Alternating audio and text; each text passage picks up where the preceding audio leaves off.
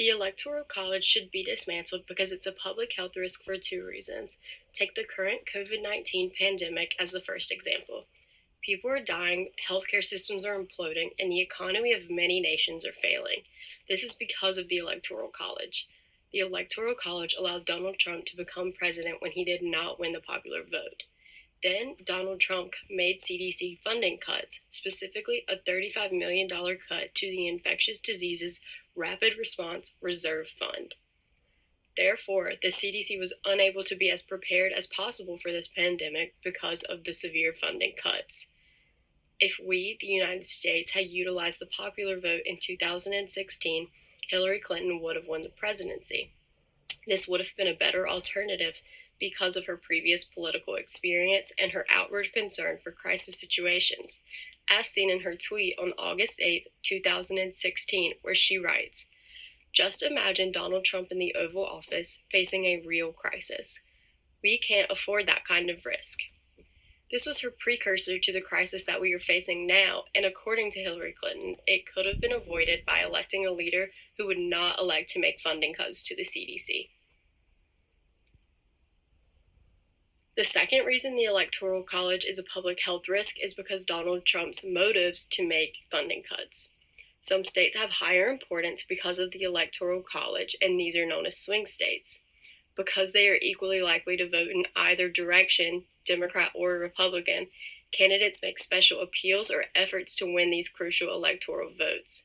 Trump's cuts to the CDC were one part of his effort to appeal to these states with his candidacy for re-election. By cutting CDC funds, programs aimed at tobacco use and that work to highlight the harmful effects of tobacco products were cut. This increases the likelihood that people will continue to use these products because it decreases the awareness of risk. The increased usage of these products means that states who profit off of tobacco farming are likely to see an increase of profit, jobs, and tobacco product sales. These are states such as North Carolina, Pennsylvania, and Virginia. They are some of the leading tobacco-producing states and are also swing states. Therefore, the Electoral College promoted the president-elect to make this harmful decision like cutting CDC funds. If the Electoral College was eliminated, there would be no more pressure for president-elects to make harmful decisions like these in an effort to appeal to swing states.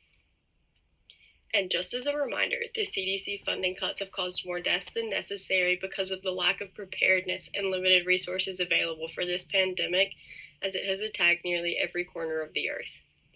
In addition to the deaths of the pandemic, the cuts impact programs like Tobacco Free Kids, which works to inform kids on the harmful effects of tobaccos in an attempt to lessen the use and stop the use by adults.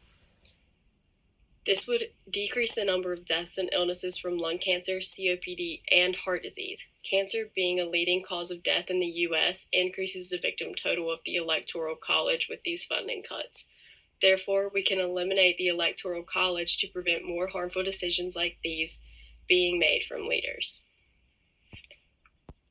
Lastly, the Electoral College decreases voter turnout because of inequality of votes. The elimination of the Electoral College would create more equality among votes. This would give an equal weight to every citizen's vote and increase their likelihood to come out and vote. As it stands with the Electoral College, there's a lower voter turnout in states where citizens don't feel like their vote will count because of the overwhelming party affiliation. These are states such as Texas, where it's highly likely that in a presidential election, the state is going to vote Republican in their electoral votes. This discourages anyone who affiliates with the Democratic Party and who would wish to vote Democrat in a presidential election from coming out to vote. And if these people aren't coming out to vote in the presidential election, they're likely not coming out to vote in any local elections either. This creates an overwhelming and disproportionate number of Republican senators, governors, local politicians, and presidential candidate electoral votes.